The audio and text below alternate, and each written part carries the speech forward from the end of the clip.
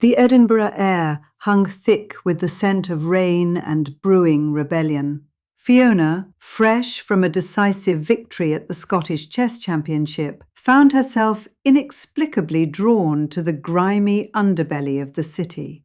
The celebratory whiskey had loosened her inhibitions, and the thrill of intellectual conquest had left her craving something visceral.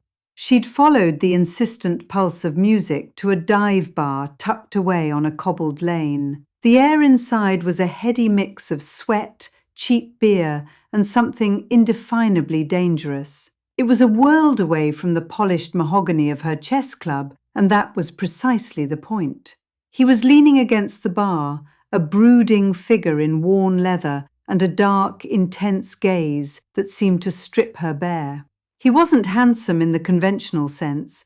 His features were too rough-hewn, his jaw too square. But there was an animal magnetism about him that made her breath catch in her throat. Their eyes met, a silent challenge passing between them. He raised his glass in a mock salute, and a slow smile spread across his face, revealing a hint of something feral. Fiona, usually so composed, felt a shiver of anticipation run down her taut thighs. Later, she couldn't explain how she'd ended up in the grimy public toilet behind the bar.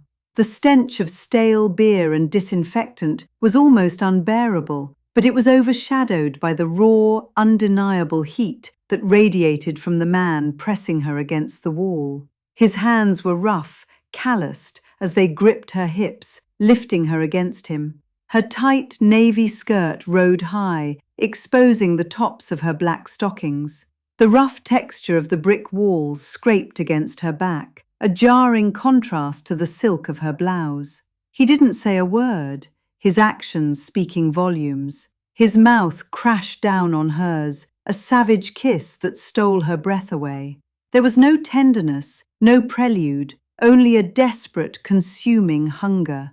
He thrust against her, hard and demanding, and Fiona arched into him, her carefully constructed composure shattering into a million pieces. She dug her nails into his back, clinging to him as he pumped into her, each thrust sending a jolt of pure, unadulterated pleasure through her body. Sweat slicked her skin, plastering her short, styled hair to her forehead.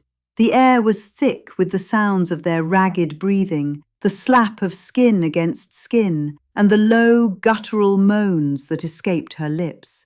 She was no longer Fiona, the poised chess champion. She was just a body, consumed by the primal need that had taken hold of her. A strangled cry escaped her lips as she reached the precipice, her body convulsing with pleasure. He didn't stop, didn't slow down, driving her higher and higher until she was lost in a haze of sensation. Then, with a final earth-shattering thrust, he joined her, his body shuddering against hers. They clung to each other, gasping for air, their bodies slick with sweat. The grimy reality of their surroundings slowly seeped back into her consciousness, the stench, the dampness, the gritty floor beneath her boots. He pulled back slightly, his dark eyes burning into hers. There was no tenderness, no regret, only a raw, untamed desire that mirrored her own. He ran a thumb across her swollen lips, leaving a smear of grime on her skin. "Chess champion," he rasped, his voice rough with passion. "I knew you had it in you." Fiona said nothing, her body still trembling from the force of their encounter. She knew this was a dangerous game, a reckless abandon that could cost her everything. But in that moment, pressed against the grimy wall of an Edinburgh toilet, she didn't care. She was alive, raw, and utterly, thrillingly consumed.